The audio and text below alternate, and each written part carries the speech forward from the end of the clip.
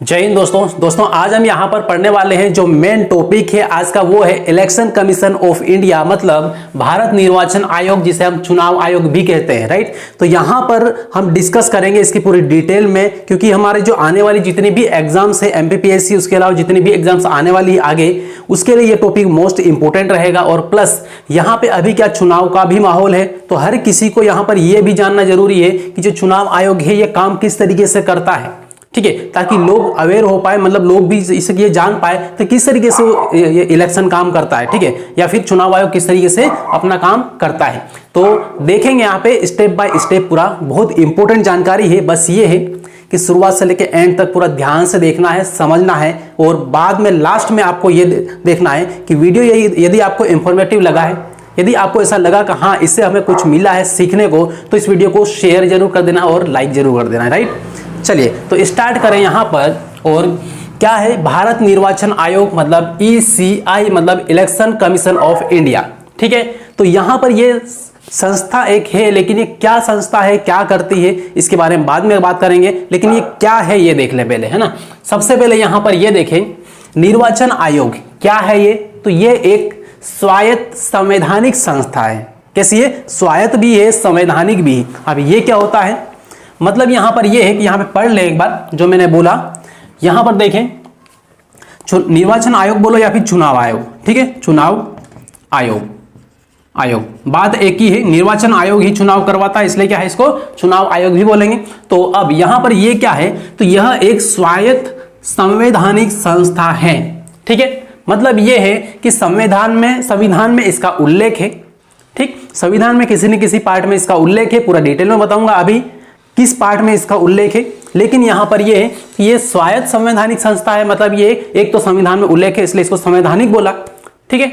अब इसके बाद फिर यहां पर ये स्वायत्त, इसका मतलब ये है कि ये जब चुनाव करवाती है तो किसी विशेष पार्टी के अंडर में रह के इस तरीके से नहीं करवाती, ये एकदम स्वतंत्र होती है, इसलिए यहां पर इसको बोलते हैं स्वतंत्र निकाय है ये, ठीक है। इलेक्शन कमीशन क्या है, एक स्वतंत्र निकाय है जो चुनाव को संचालित करने का काम करता है, ठीक है। कौन से वाले चुनाव को, कौन कौन से चुनाव करवाते हैं, तो यहां पर भारत की बात करें तो इंडिया, मतलब संघ के जितने भी चुनाव हैं, जैसे ले लो यहां पे लोकसभा ले लो, ठीक है, या फिर राज्यसभा का ले लो, ठीक। उसके बाद में राष्ट्रपति का चुनाव करवाना है, तो ये सारे सब कुछ चुनाव वगैरह है। और बाकी इससे आगे बढ़े तो जो आगे है राज्य स्तर पर देखें तो विधानसभा, विधान परिषद वगैरह, इनके जो चुनाव करवाने का काम करता है वो कौन करता है, तो निर्वाचन आयोग या फिर चुनाव आयोग, ठीक। तो इस तरीके से यहां पे ये है। अब देखें यहां पे आगे लिखा हुआ है कि जो भारत के संघ एवं राज्य चुनावों का संचालन करती है, ये एक संस्था है, ठीक है, जो चुनावों का संचालन करती है। कौन कौन से? केंद्र के और राज्य के दोनों चुनावों का संचालन करती है, ठीक है। अब चुनाव कौन कौन से, थोड़ा सा ये देख ले। तो यहां पर देखें राज्यसभा के चुनाव करवाता है, और उसके बाद में लोकसभा के, ठीक है, लोकसभा, इसके चुनाव भी कौन करवाएगा, यही करवाएगा। उसके बाद में फिर यहाँ पे विधान परिषद या विधानसभा ले लो, ठीक है, विधानसभा। उसके बाद फिर यहां पर देखो विधान परिषद।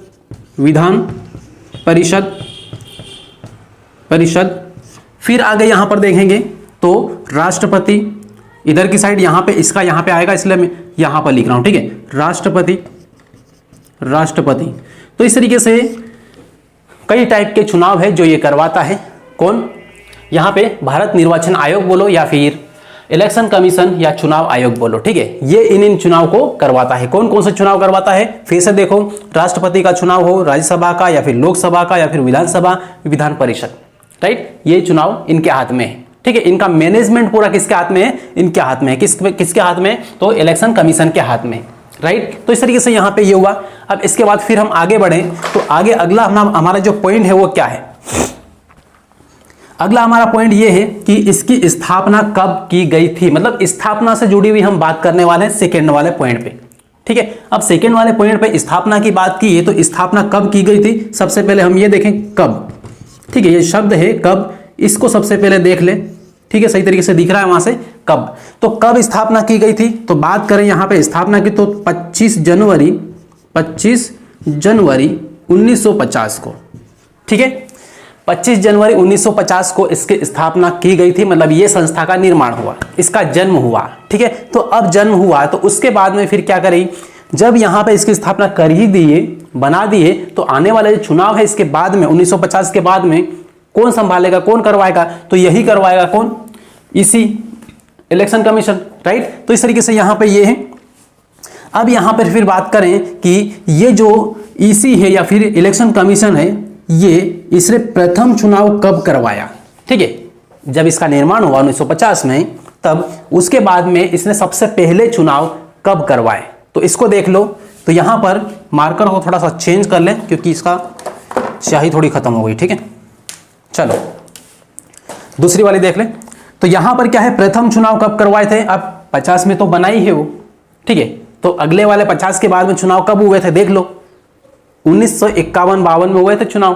ठीक है, तो 51-52 वाले जो चुनाव है वो किसने करवाए थे, वो यहाँ पे चुनाव आयोग के द्वारा करवाए गए थे। ठीक है, इस तरीके से यहाँ पे प्रथम चुनाव कब करवाए थे, सन 1951 और 52, 1951-1952 के जो चुनाव है ये किसने करवाए थे, तो ये निर्वाचन आयोग मतलब चुनाव आयोग के द्वारा ये संचालित किए गए थे।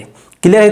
तो इस तरीके से यहाँ पे जो मेन फैक्ट मैं दे रहा हूं ये मोस्ट इंपॉर्टेंट है हमारी, जिससे कि हर एग्जाम के लिए मेनली यहाँ पर एमपीपीएससी को ध्यान में रख के ये वाली जो क्लास है ये कंडक्ट की गई। ठीक है, तो देखें इसको ध्यान से, एक एक स्टेप को देखते जाएं।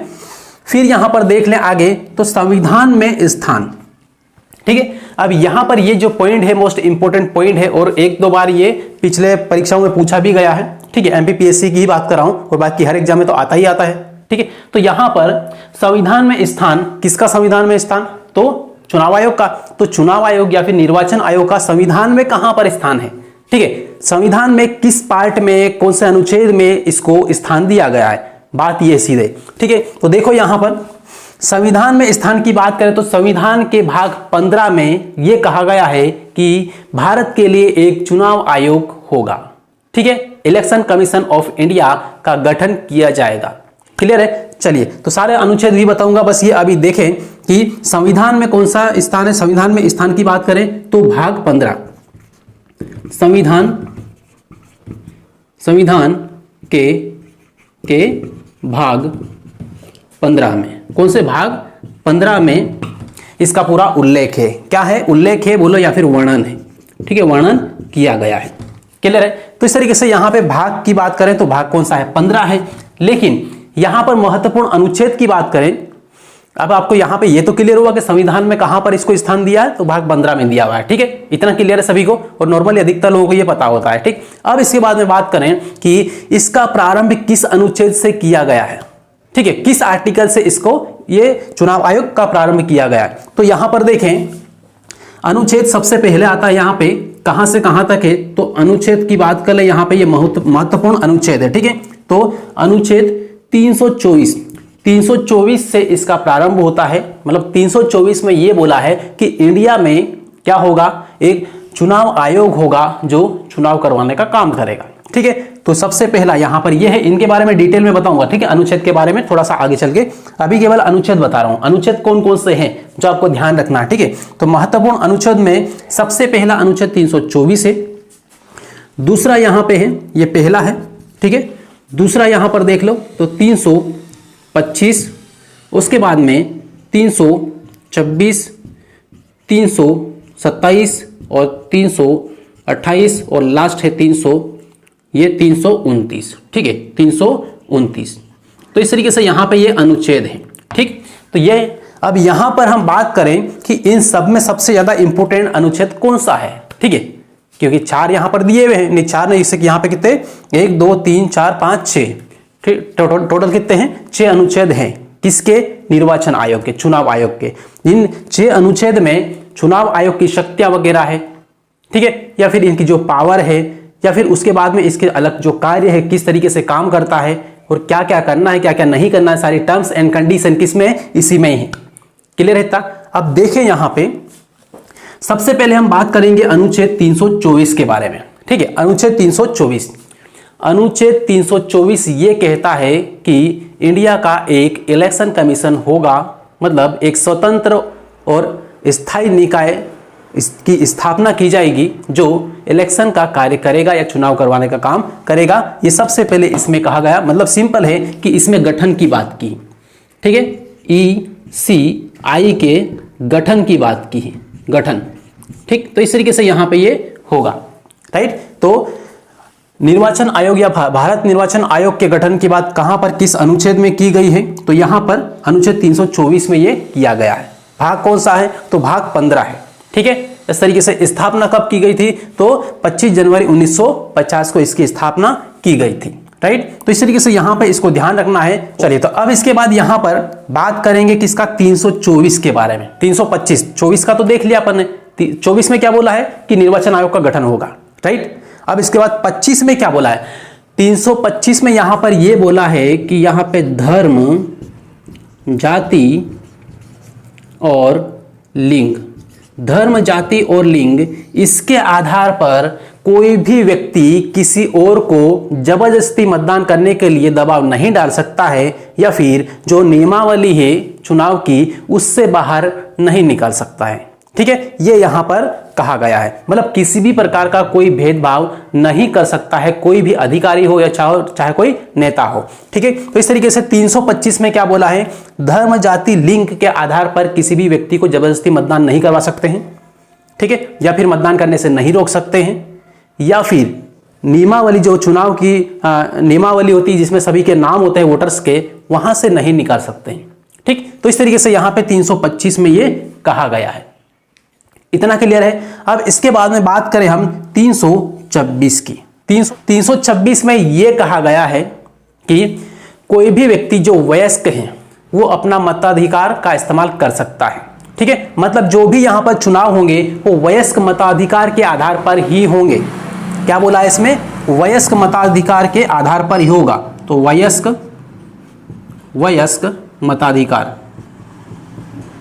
मताधिकार के आधार पर चुनाव होंगे, ठीक है, होंगे। तो इस तरीके से यहां पर ये है, ये किसने बोला है, 26 में बोला है, ठीक। तो इस तरीके से यहां पे वयस्क मताधिकार का जो अधिकार है या फिर बात कही गई है वो किसमें कही गई है, तो अनुच्छेद 326 में, 326 में, ठीक। इसी टाइप से हम आगे बढ़े तो यहां पर 327 आता है, ठीक है। अनुच्छेद कौन सा आता है, 327। तो 327 में यहां पर क्या कहा गया है, थोड़ा सा इसको देख ले। तो यहां पर विधायिका द्वारा चुनाव के संबंध में बात की गई है, मतलब जो विधायिका है वो चुनाव के संबंध में कुछ भी, कोई भी कानून जो बनाना चाहे, जो उचित है उसके लिए, चुनाव के लिए, उसको बना सकती है, ठीक है। तो यहां पे विधायिका कानून बना सकती है चुनाव के संबंध में। सबसे मेन इंपॉर्टेंट क्या चीज है, तो केवल कीवर्ड आपको याद रखना है। पहला, शुरुआत में 324 गठन, ठीक है। 325 में क्या, धर्म, जाति, लिंग के आधार पर किसी भी प्रकार का कोई भेदभाव नहीं कर सकते हैं, आप किसी को वोट डालने से नहीं रोक सकते हैं, किसी को नियमावली से नहीं निकाल सकते हैं, ठीक, ये है। उसके बाद में 27, यहाँ पे 26 की बात करें तो 26 में ये बोला है कि वयस्क मताधिकार के आधार पर चुनाव किए जाएंगे। मतलब वही व्यक्ति वोट दे सकता है जो 18 से ऊपर है या फिर 18 की उम्र कंप्लीट कर ली है। पहले ये 21 वर्ष था, लेकिन राजीव गांधी की सरकार के द्वारा 61वें संविधान संशोधन के द्वारा सन 1989 में इस 21 वर्ष की उम्र को घटाकर किस में कर दिया, 18 वर्ष में कर दिया, ठीक है। तो ये आपको ध्यान रखना है, यहां पर मोस्ट इंपॉर्टेंट पॉइंट मैंने बोला है, ध्यान रखना है कि 61वां संविधान संशोधन, 61वां क्या, संविधान संशोधन, इसके द्वारा जो उम्र है, उम्र ये 21 से घटाकर कितनी कर दी, 18 वर्ष कर दी गई। 21 से घटाकर 18 वर्ष, मतलब पहले यह था कि 21 वर्ष वाला व्यक्ति ही यहां पर मतदान कर सकता था, लेकिन अब सन 1989 यहां से जब ये संशोधन हुआ, राजीव गांधी की सरकार थी उस टाइम, तो यहां पर 21 वर्ष को हटा दिया और फिर 18 वर्ष की उम्र कर दी कि नहीं, अब 21 वर्ष की जरूरत नहीं है, 18 वर्ष का व्यक्ति यदि हुआ तो वो समझदार है और वोट डाल सकता है, ठीक है। ये यहां पर कहा गया, क्लियर है। कब 61वां संविधान संशोधन कब हुआ, 1989 में, ठीक है। उम्र कितनी थी पहले, 21 वर्ष थी, इसके द्वारा कहां कितना कर दिया गया, तो 18 वर्ष कर दी गई, क्लियर है। चलिए, तो यहां पर इतना ये सब कुछ कंप्लीट हुआ, ठीक है, वॉइस का मताधिकार कंप्लीट हुआ। इसी टाइप से यहां पे विधायिका कानून बनाएगी, तो 328 अनुच्छेद है विधायिका कानून बनाने के लिए संसद में, ठीक है। और बाकी यहां पर जो कोड का मामला है, कोड हस्तक्षेप के लिए बाध्यकारी है, इस तरीके से यहां पे ये है। तो कोड के बारे में जहां पर भी आपको बात मिले इसमें चुनाव निर्वाचन आयोग संबंधी, तो ये किसमें है, 329 में, राइट, इतना। अब इसके बाद में फिर बात करें आगे, लेकिन उससे पहले इसको ध्यान से एक बार लिख लेना है, स्टेप बाय स्टेप आपको देखते जाना है। और वीडियो के लास्ट में आपको एक काम करना है कि वीडियो को फिर से रिवाइज करके एकदम फटाफट देख लेना है। उससे क्या होगा, एक बार पढ़ा दूसरी बार रिवीजन करा, एकदम यहां पे परफेक्ट होगा। क्लियर रहता? चलिए, तो लिख लो इसको ध्यान से। अभी यहां पर देख लें। और अब यहां पर है संरचना। संरचना के बारे में बात कर लेंगे कि ये किस तरीके से बना था, कैसे कैसे बना था, कितने कितने लोग थे। ये पूरा बहुत इंपॉर्टेंट कहानी है यहां पर एग्जाम की दृष्टि से। तो संरचना की बात करें कि यहां पे जो निर्वाचन आयोग है, इसमें संरचना का मतलब ये कि इनकी बनावट कैसी है, ठीक है, कितने लोग हैं कितने नहीं है। तो सबसे पहले यहां पर पहले पॉइंट पे यहां पे देख लें अपन, जब यहां पर 25 जनवरी 1950 को जब ये बना, उस टाइम कितने सदस्य थे इस आयोग में। तो उस टाइम ये सदस्य केवल एकल सदस्य था, केवल एक ही सदस्य था, केवल एक सदस्य, ठीक है। तो इस तरीके से यहां पे ध्यान रखना है कि जब इस आयोग की स्थापना की गई उस टाइम केवल एक ही सदस्य इसके अंदर था, जो मुख्य निर्वाचन आयुक्त जिसे हम कहते हैं, ठीक है, एकल सदस्य आयोग बना था, ठीक। लेकिन यहां पर बाद में क्या हुआ, पहला वाला पॉइंट तो ये हुआ कि 1950, ये अभी जो बात बताई वो वही यहां पे लिखी है, ठीक है। 1950 से लेकर यहां पर 1989 तक एकल सदस्यीय आयोग था ये, ठीक है। अभी जो मैंने बात की वही यहां पे पहले वाले पॉइंट में लिखी। उसके बाद दूसरे पॉइंट में यहां पर देख ले, तो इसमें 1989 से 1 जनवरी 1990 तक, ठीक है, यहां पर 1989 से 1 जनवरी 1990 तक यहां पर ये जो सदस्य है, जिसमें केवल पहले एक सदस्य था, तो 2 सदस्य और उसमें सपोर्ट के लिए जोड़ दिए गए, ताकि काम थोड़ा आसान हो पाए, क्योंकि एक व्यक्ति सारा सब कुछ नहीं संभाल सकता। ये करके ना 2 सदस्य और उनके साथ में जोड़ दिए गए मुख्य निर्वाचन आयुक्त के साथ में, ठीक है। तो यहां पे अब कितने लोग हो गए, 3 सदस्य हो गया, ठीक है। अब जो आयोग बना वो 3 सदस्यीय बना। कब तक रहा ये, तो ये 1990 तक रहा 3 सदस्य, राइट। अब इसके बाद फिर बात करें 1 जनवरी से, तो यहां पे ये रहा, लेकिन 2 जनवरी 1990 से फिर क्या किया, ये 3 सदस्य थे, इनको फिर से संशोधन करके फिर से 2 को वापस हटा दिया, फिर से 1 को रखा खाली, ठीक है। तो यहां पे 2 जनवरी 1990 से 30 सितंबर 1993 को पुनः 1 सदस्य बना दिया, ठीक। तो इस तरीके से यहां पे बस थोड़े टाइम के लिए यहां पे 3 सदस्य बनाए, उसके बाद फिर से 1 सदस्य वापस बना दिया, दोनों को वापस हटा दिए। अब इसके बाद फिर यहां पे बारी आती है, ये तीसरा हो गया, चौथे नंबर पे। चौथे नंबर पे क्या करें, यहां 30 सितंबर तक तो यहां पे हटा दिया, ठीक है, ये 1 सदस्य ये आयोग रहा। तो अब 30 सितंबर के बाद में आता है अक्टूबर, 1 अक्टूबर, ठीक है। तो अक्टूबर 1993 से आज तक, मतलब वर्तमान तक कितने सदस्य हैं, तो फिर से यहां पे 3 सदस्य बना दिए, ठीक। इस तरीके से यहां पे अभी वर्तमान में निर्वाचन आयोग में या फिर चुनाव आयोग में कितने लोग हैं, तो 3 सदस्य, मतलब हम कह सकते हैं कि ये त्रिसदस्यीय एक आयोग है, राइट। तो इस तरीके से यहां पे जो मेन फैक्ट है वो यहां पर लिखे, ध्यान रखना इसको। और इसके बाद में फिर यहां पर देख लें आगे, यहां पे लिखा मुख्य निर्वाचन अधिकारी। अब मुख्य निर्वाचन अधिकारी के बारे में थोड़ा सा बात कर ले कि कौन होते हैं, किस तरीके से होते हैं, ठीक है। तो यहां पर मुख्य निर्वाचन आयुक्त या अधिकारी एक IAS रैंक के एक अधिकारी होते हैं, ठीक है, जिन्हें हम चीफ इलेक्शन कमिश्नर भी बोलते हैं।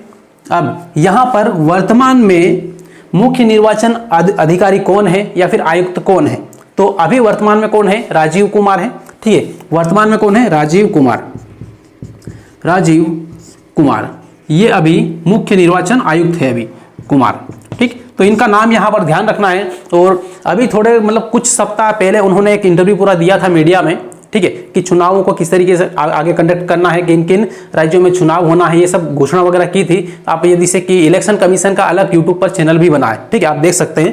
तो इस तरीके से यहाँ पे राजीव कुमार है अभी कौन, IAS रैंक के अधिकारी, जो कि मुख्य निर्वाचन अधिकारी है, राइट। अब यहाँ पर फिर हम बात करें कि इनका जो कार्यकाल होता है ये कितने समय तक रहते हैं, तो यहाँ पे इनका कार्यकाल की बात करें, यहाँ पे लिखा है क्या, हाँ नीचे यहाँ पे लिखा है, ठीक है। तो कार्यकाल की बात करें तो इनका जो कार्यकाल होता है कितना, 6 वर्ष का होता है। मतलब एक बार मान लो से कि पद ग्रहण किया इन्होंने तो 6 वर्ष तक उस पद पर रहते हैं, राइट। हालांकि बीच में कोई दिक्कत आई, वो मान लो से उन्होंने कुछ मिस्टेक कर दी, कुछ नियमों का उल्लंघन कर दिया तो हटा सकते हैं, लेकिन नॉर्मली उनका कार्यकाल कितना है, 6 वर्ष का है। 6 वर्ष से लेकर उम्र 65 वर्ष तक, ठीक है। या तो 6 वर्ष का कार्यकाल पहले पूरा हो जाए, या फिर 6 वर्ष पूरा नहीं होता है तो उनकी उम्र 65 वर्ष हो जाए। जो भी इन दोनों में से पहले होता है उनको वहां से हटा देते हैं, ठीक है, मतलब रिटायर हो गए। तो इस तरीके से यहाँ तक ये इनका कार्यकाल है, ठीक। अब इसके बाद में फिर हम बात करें आगे, तो वेतन भत्ते, इनके जो वेतन भत्ते हैं, इनको कितनी पेमेंट मिलती है, क्या भत्ते मिलते हैं, तो ये सब कुछ यहाँ पर इसके बारे में हम बात करें तो सुप्रीम कोर्ट के जो जजेस वगैरह होते हैं उनको जो वेतन भत्ते वगैरह जो मिलते हैं बस उन्हीं के समकक्ष किसको मिलेंगे, राजीव कुमार को, मतलब यहाँ पे मुख्य निर्वाचन अधिकारी को, ठीक है। तो मुख्य निर्वाचन अधिकारी किनके समकक्ष होते हैं, तो सर्वोच्च न्यायालय के न्यायाधीशों के समकक्ष इनको माना जाता है, ठीक। तो इस तरीके से वेतन भत्ते भी उनके बराबर, उनके जैसे ही मिलेंगे इनको। तो ये है, यहाँ पे लिखूंगा मैं सुप्रीम कोर्ट, ठीक है, एससी, शॉर्टकट में लिख रहा हूं एससी, सुप्रीम कोर्ट के न्यायाधीशों के समकक्ष, केवल समकक्ष लिख रहा हूं, ठीक है, समकक्ष। तो इस तरीके से यहाँ पे इसको ध्यान रखना है कि वेतन भत्ते कैसे मिलेंगे, तो न्यायाधीशों के समकक्ष, न्यायाधीशों को जो मिलते हैं उसी टाइप से वही भत्ते इनको मिलेंगे, ठीक। अब इसके बाद फिर यहाँ पर बात करें कि पद से हटाना, यदि इन्होंने कोई मिस्टेक कर दिया, ठीक है, कोई घपलेबाजी कुछ कर दी या फिर कोई घोटाले वगैरह कर दिया, इस टाइप का, हालांकि इस तरीके से करते नहीं है, ठीक है, लेकिन कभी कर दिया तो उस टाइम ऐसी कंडीशन में क्या होता है, उनको पद से हटा देते हैं, ठीक है। अब पद से हटा देते हैं तो कौन हटाएगा, तो हटाने वाले कौन है, राष्ट्रपति, ठीक है, पद से हटाने वाले राष्ट्रपति इनको पद से हटाते हैं, ठीक है, इस तरीके से। लेकिन पद से ऐसे नॉर्मली ही नहीं हटा सकते हैं, इनको हटाने के लिए वही प्रोसेस का इस्तेमाल करते हैं जिसमें सुप्रीम कोर्ट के न्यायाधीशों को हटाने के लिए जो नियम वगैरह लागू होते हैं वही इनके लिए लागू होते हैं, ठीक है। जो प्रक्रिया न्यायाधीशों की होती है उसी टाइप से वही प्रक्रिया किनकी होती है, जो अधिकारी है, निर्वाचन अधिकारी है, इनकी, राइट। तो इस तरीके से यहाँ पे राष्ट्रपति हटाएंगे, लेकिन किस तरीके से, इनकी supreme court SC, supreme court के न्यायाधीशों को जिस तरीके से हटाते हैं वैसे उस प्रक्रिया से, ठीक है। अब यहाँ पे महाभियोग का इस्तेमाल मत कर देना, क्योंकि महाभियोग केवल राष्ट्रपति के लिए इस्तेमाल करते हैं, ठीक है। महाभियोग प्रक्रिया वही है, ठीक है, प्रक्रिया सेम है, महाभियोग इस तरीके से राष्ट्रपति के ऊपर लगाते हैं उस टाइप से ही है, लेकिन यहाँ पे क्या है, इनका थोड़ा सा डिफरेंट है, ठीक। अब यहाँ पे बात करें सचिवालय, तो मुख्य निर्वाचन जो अधिकारी है या फिर इनका भारत निर्वाचन आयोग है, इनका मुख्य जो क्वार्टर होता है, हेड क्वार्टर होता है या फिर सचिवालय होता है, वो कहां पर होता है, तो ये आएगा कहां पर, नई दिल्ली में, राइट, है ना, नई दिल्ली। तो इस तरीके से यहां पर ये सारा डाटा इनका है। अब इसके बाद में लास्ट में बचता है यहां पर क्या, तो लास्ट में आता है इनकी जो शक्तियां हैं, इनकी जो पावर है, इनके जो कार्य है वो क्या क्या है, ठीक है। तो देख लो यहाँ पर सबसे पहले यहाँ पर मैं आपको शॉर्टकट में लिख के बता दे रहा हूँ, हालांकि बहुत ज़्यादा विस्तार में नहीं जाएंगे, लेकिन फिर भी जो मेन फैक्ट है इसको सबसे पहले स्क्रीनशॉट लेना चाहे तो एक बार ले लो, ठीक है। उसके बाद में फिर हम क्या पढ़ें, कार्य।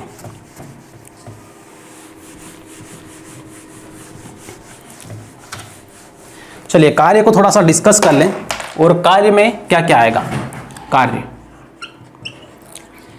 कार्य में देखें तो सबसे पहले, ठीक है, सबसे पहले यहां पर यह रहेगा कि चुनाव आयोग का जो कार्य है वो क्या है, चुनाव करवाना, ठीक है, चुनाव को संचालित करना। ये तो हमने पढ़ लिया और ऐसे भी मालूम होता है, लेकिन दूसरे जो मेन काम ये है कि जितनी भी पार्टियां हैं उनको चुनाव चिन्ह देना, चुनाव चिन्ह प्रदान करना, ठीक है, चिन्ह देना किनको, पार्टियों को, ठीक। उसके बाद फिर यहां पर यह है कि किस किस पार्टी को या फिर कोई राजनीतिक दल है उनको कितना खर्च करना है, जो खर्च की सीमा होती है वो निर्धारित करने का काम कौन करेगा, चुनाव आयोग करेगा, ठीक है। तो यहाँ पे शॉर्टकट में लिख रहा हूँ, पूरी लाइन नहीं लिख रहा हूँ, ठीक है। खर्च सीमा का निर्धारण कौन करेगा, चुनाव आयोग करेगा, ठीक है। अब इसके बाद में फिर आगे बढ़े तो यहाँ पर कोई भी पार्टी टेलीविजन पर किस समय अपना एड वगैरह दे सकती है या फिर अपना चुनाव वगैरह कर सकती है, प्रचार वगैरह कर सकती है, वो टीवी पर जो समय वगैरह अलग अलग बांटने का काम करता है वो कौन करता है? चुनाव आयोग करता है। ठीक है, तो समय निर्धारण टीवी पर टीवी विज्ञापन के लिए क्या है? समय देना, समय बांटना। ठीक है, एकदम शॉर्टकट में बता रहा हूं मैं यहां पर कि मान लो से कि राजनीतिक पार्टी टीवी पर किसी के एड वगैरह देना है, किसी को कुछ देना है, ठीक है, कोई प्रचार वगैरह का इस तरीके से होता है, तो ये समय निर्धारण कौन करेगा? ये करेगा कौन? चुनाव आयोग, ठीक, निर्वाचन आयोग। अब इसके बाद में फिर आगे बात कर लें चौथे नंबर पे, तो और क्या हो सकता है? जितने भी एरिया जिस एरिया में चुनाव होना है उनका जो परिसीमन करवाते हैं, कौन करवाते हैं? चुनाव आयोग ही करवाता है, जनगणना के जस्ट बाद में। ठीक है, तो जनगणना के बाद जनगणना करना। ठीक है, तो इस तरीके से यहां पे ये है कि जब भी जनगणना होती है तो उसमें अलग अलग क्षेत्र, जो विधानसभा क्षेत्र है या फिर लोकसभा का क्षेत्र है, हर एक क्षेत्र में परिसीमन करवाते हैं, क्योंकि जनसंख्या चेंज होती रहती है, कभी कम हो कभी ज़्यादा हो गई, हालांकि कम तो बहुत कम होती है लेकिन ज़्यादा बढ़ जरूर जाती है, तो एरिया बढ़ जाता है, तो उनका फिर से आधा किसी और में मिला, आधा किसी और में मिला है, इस तरीके से परिसीमन पूरा कर देते हैं। ठीक, तो इस तरीके से यहाँ पे ये है। अब इसके बाद में फिर यहाँ पर 5वें नंबर पे देख लें, तो यहाँ पर 5वें नंबर पे देख लें तो अभी वर्तमान में जो राष्ट्रीय दल है, इन राष्ट्रीय दलों की संख्या कितनी है, ये आपको आंसर इसमें कमेंट में आंसर आपको बताना है। ठीक है, हर किसी को देखते हैं आप लोगों को मतलब किन को कितना पता है, और आप जैसे गूगल पे जाएंगे तो बहुत बार अलग अलग गूगल पे भी अलग अलग बताएंगे आपको। ठीक है, तो आपको एकदम करेक्ट डाटा आपको देना है, तो कहीं पर यहाँ पर 8 लिखा हुआ मिलेगा, कहीं पर 7 लिखा हुआ मिलेगा, इस तरीके से गूगल पे आपको मिलेगा। ठीक है, लेकिन आपको बताना एकदम करेक्ट कौन सा है। ठीक है, चलिए, तो यहाँ पर क्या करना है? यहाँ पे ये है कि राजनीतिक पार्टियों को मान्यता देने का काम कौन करेगा? तो ये चुनाव आयोग या फिर निर्वाचन आयोग करेगा। ठीक है, तो इस तरीके से यहाँ पे इसको देखना है, पार्टियों को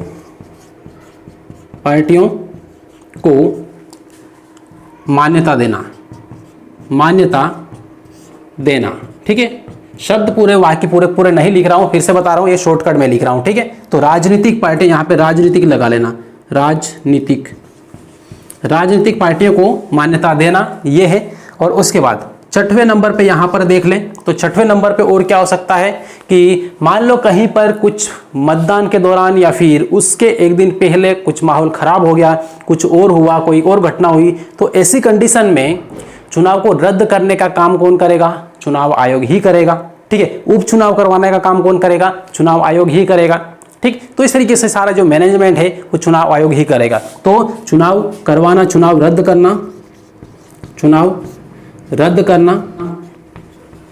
करवाना, ये सारे जो काम है सब कुछ लिखे हैं मैंने, ये किसके काम है? तो भारत निर्वाचन आयोग मतलब चुनाव आयोग के। ठीक, तो इस तरीके से यहाँ पे फिर से देख लो एक बार, इनके जो कार्य है कौन कौन से हैं। पहला वाला है चुनाव चिन्ह प्रदान करना, किनको? जो भी उम्मीदवार फॉर्म डालेगा, ठीक है, उम्मीदवारी डालेगा अपनी, तो उनको चुनाव चिन्ह प्रदान करेंगे कि आपको इस चुनाव के ऊपर चुनाव लड़ना है। ठीक है, उसके बाद दूसरा ये है कि खर्च सीमा का निर्धारण कौन करेगा? चुनाव आयोग करेगा। उसके बाद फिर यहाँ पर देखें, टीवी पर विज्ञापन देने का जो समय वगैरह है ये कौन बांटेगा या पार्टी को कौन देगा? तो ये कौन करेगा?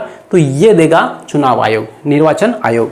ठीक, उसके बाद प्रत्येक जनगणना के बाद में चुनावी क्षेत्रों का परिसीमन करने का काम कौन करेगा, कौन करवाएगा? तो ये चुनाव आयोग करवाएगा। ठीक है, उसके बाद फिर राजनीतिक पार्टियों को मान्यता देना कि कौन सा राजनीतिक दल है जो राष्ट्रीय राजनीतिक पार्टी बन सकती है।